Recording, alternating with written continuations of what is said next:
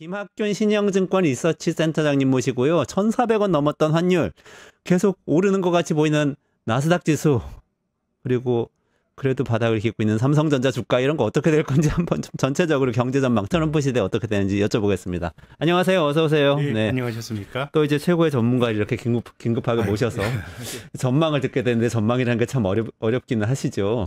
그럼요. 네. 그냥 뭐 하나의 관점을 말씀드리는 거죠. 뭐. 예.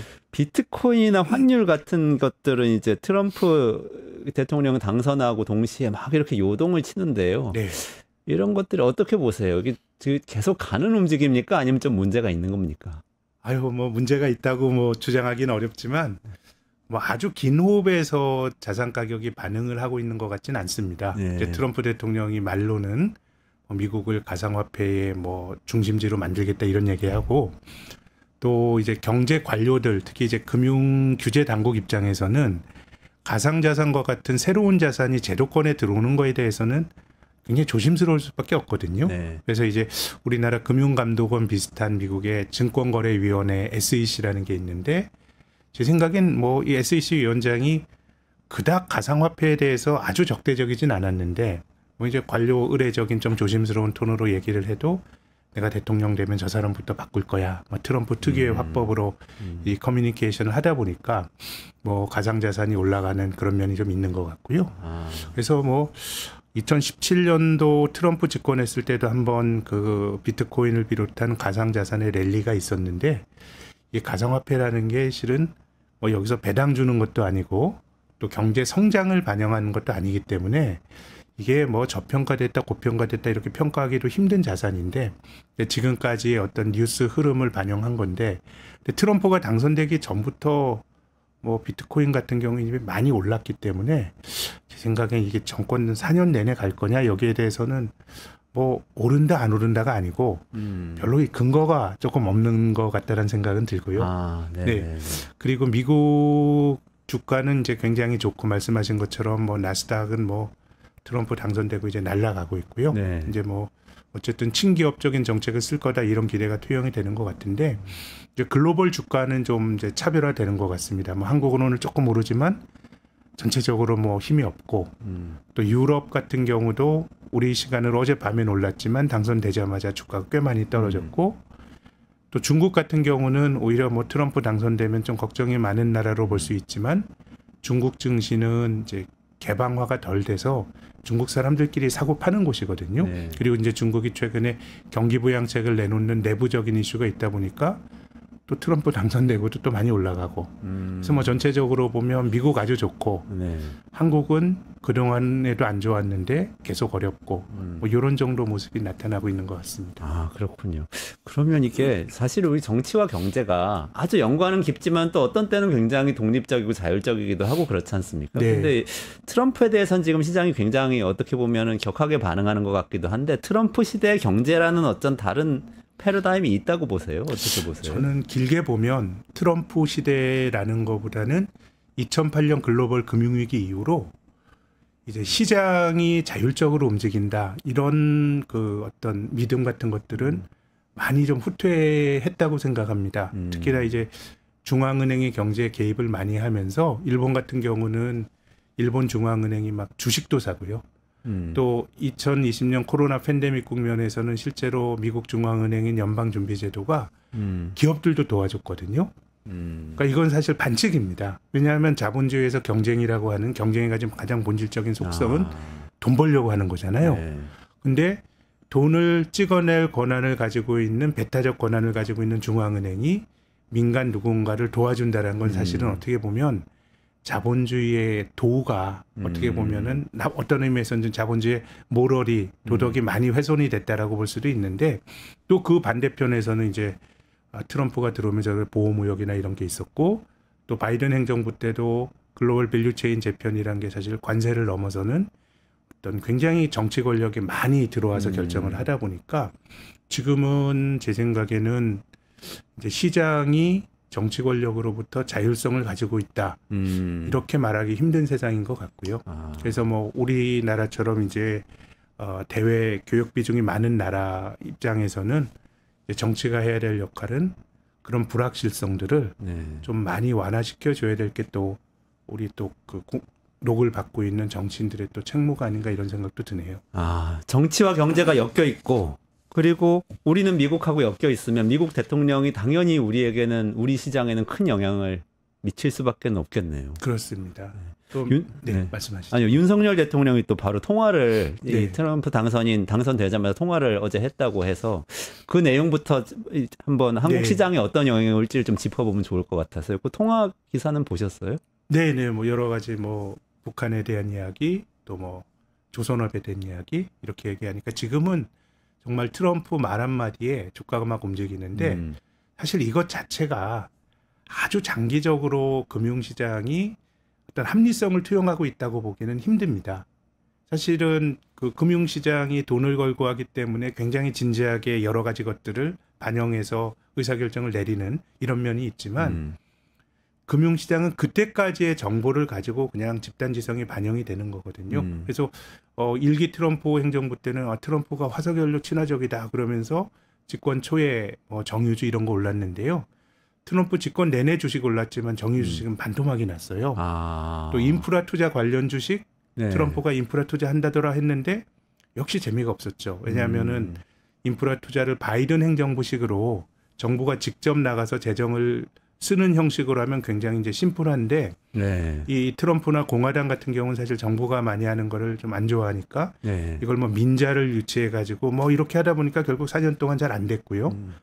또 올해 선거를 할 때는 이제 미국의 실리콘밸리 기업들도 상당히 그 트럼프 쪽으로 줄을 많이 섰지만 네. 전통적으로 실리콘밸리 기업들은 이제 뭐 민주당 친화적이거든요.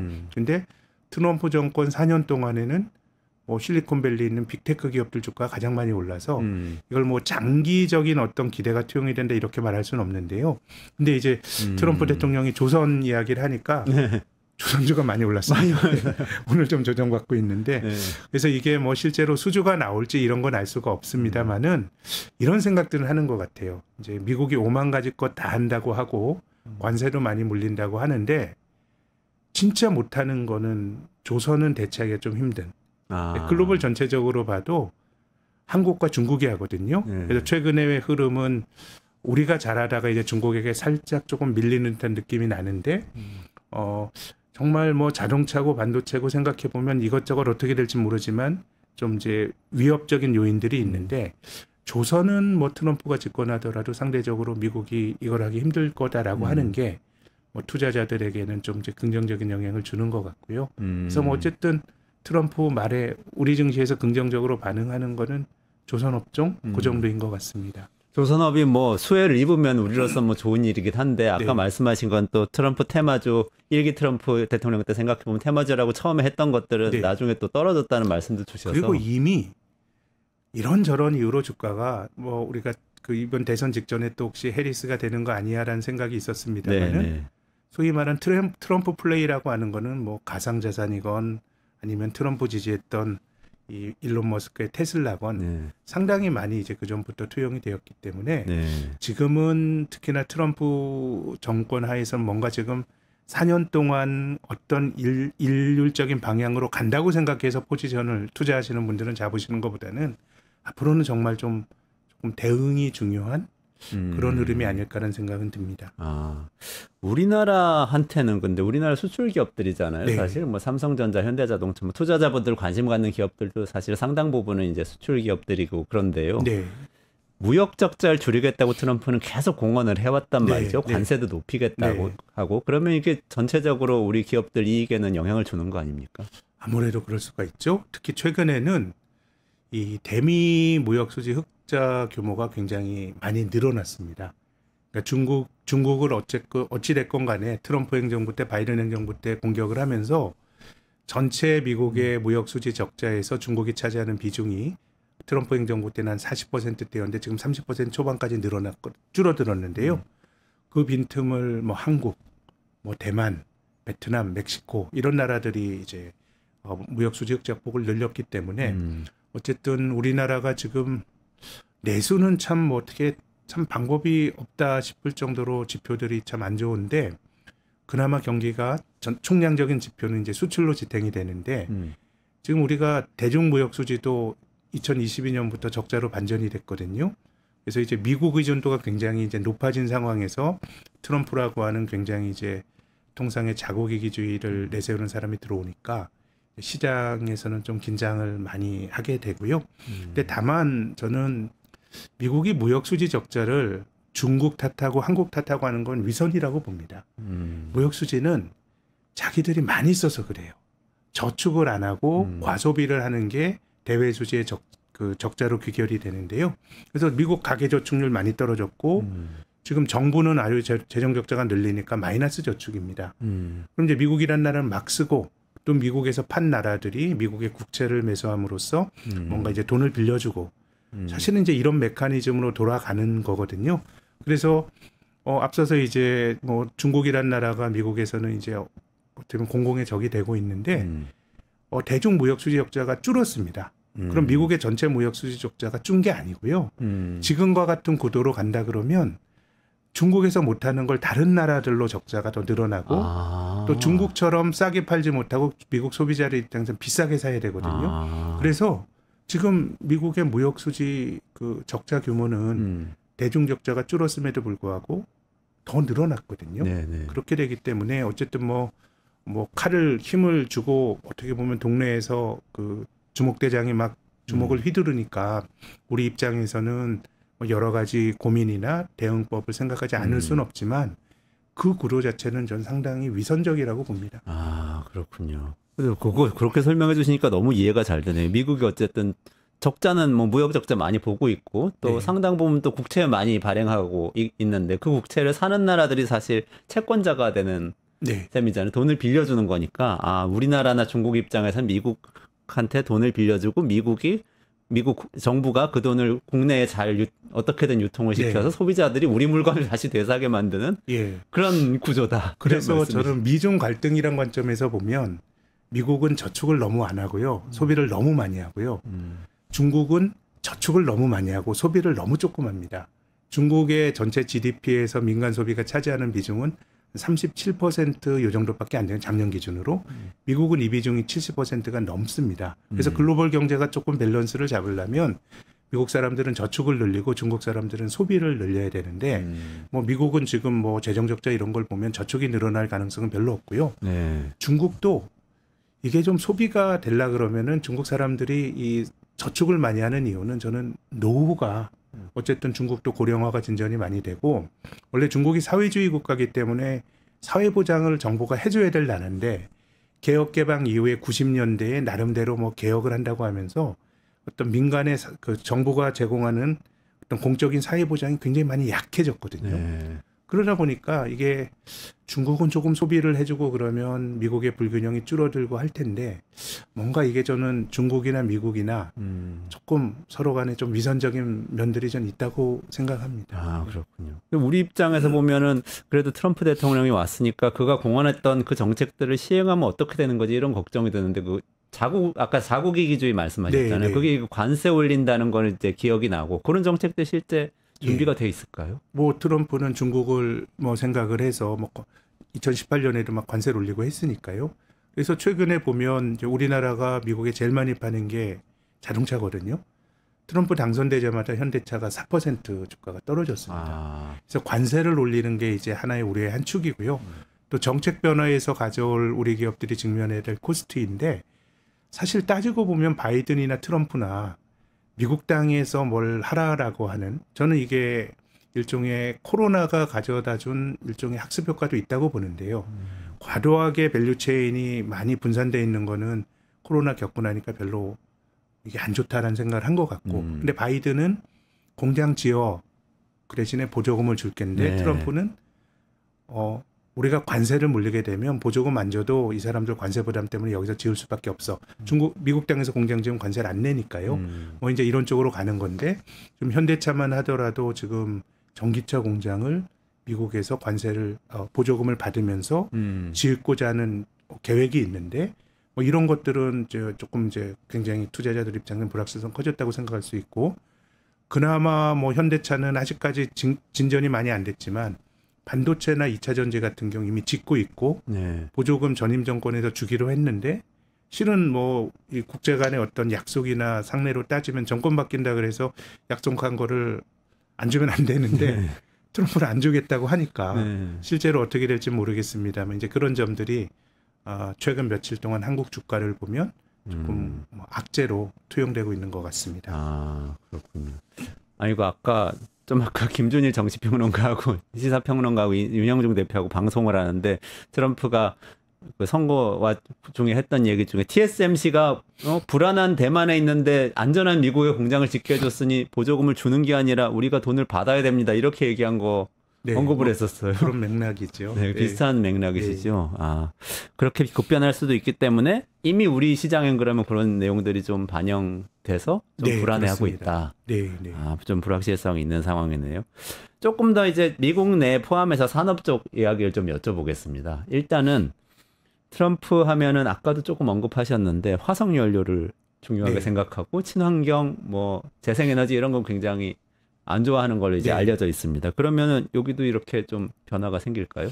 예, 저는 뭐 트럼프 대통령이 굉장히 뭐 계산된 장사꾼이란 평가도 있고, 근데 트럼프 마음속에 들어가 보지 못한 사람 입장에서는 상당히 좀 좋게 말하면 순발력이 있고 굉장히 예측하기 힘든 불확실성이 있는데, 그래도 거의 확신이 강한 거는 저는 친환경에 대한 적대적인 거, 기후변화 이런 거에 대해서 이게 이제 환경론자들의 사기다. 사실 이런 거는 트럼프뿐만 아니라 공화당의 많은 의원들도 이제 그렇게 생각합니다. 지구온난화 사기다. 크게 보면 이제 지구가 뜨거워지는 건 맞는데 이게 단선적이지가 않아요. 올해 여름 더웠잖아요. 그럼 내년도가 또 덥다 이런 거라기보단 또 기온이 떨어졌다가 이제 이러다 보니까 사실 이게 주류 의견은 아닙니다만은 그렇게 보는 견해가 있는데 트럼프의 경우에는 이제 뭐 친환경이나 이런 거에 대해서는 굉장히 확신을 갖고 있는 것 같아요. 그래서 파리 기후 협약 이런 거에서도 그냥 탈퇴를 해버리지 않았습니까? 그렇게 본다 그러면 제 생각에는 투자자 입장에서 보면 그렇다고 화석연료가 될 거냐?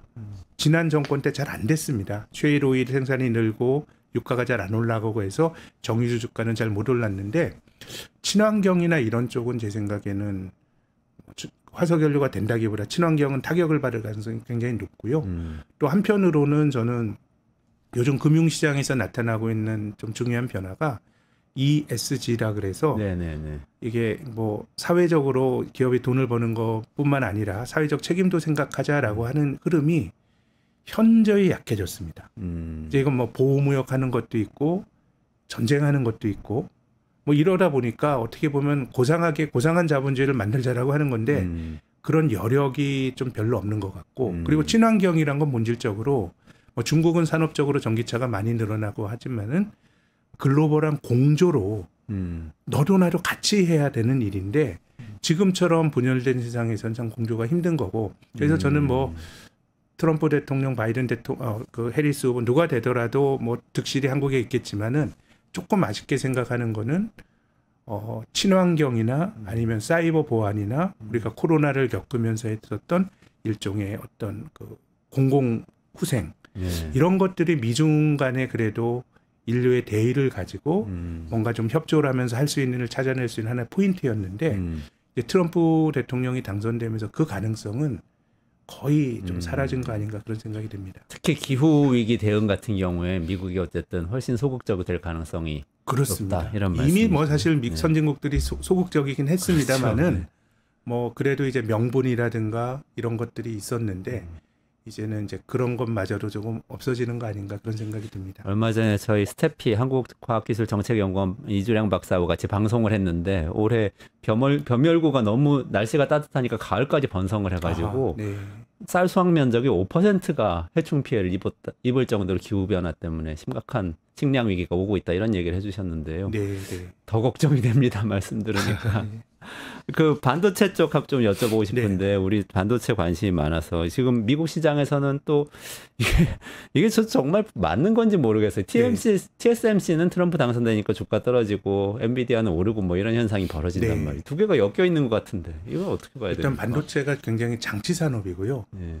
그래서 투자를 많이 해야 될 산업인데 이게 어떻게 보면 반도체는 수요의 문제라기보단 공급이 주가에도 영향을 많이 주고 이제 하는 건데 어찌됐건 간에 그 미국으로 공장을 짓고 이런 것들이 먼저 이제 진행이 된 게 TSMC 같은 경우는 피닉스에 가장 먼저 미국 공장 들어가서 짓고 있거든요. 그래서 내년이면 완공한다고 하는데 거의 보조금을 얼마 줄지를 결정을 했는데 이거를 지금 결정은 했지만 받지는 못했는데요. 그래서 이제 투자에 대한 불확실성 이런 게 좀 커지는 것 같고 또 아주 장기적으로 생각을 해보면 반도체 산업이 지금 SK 하이닉스가 너무 아주 한국에선 잘 나가는데요.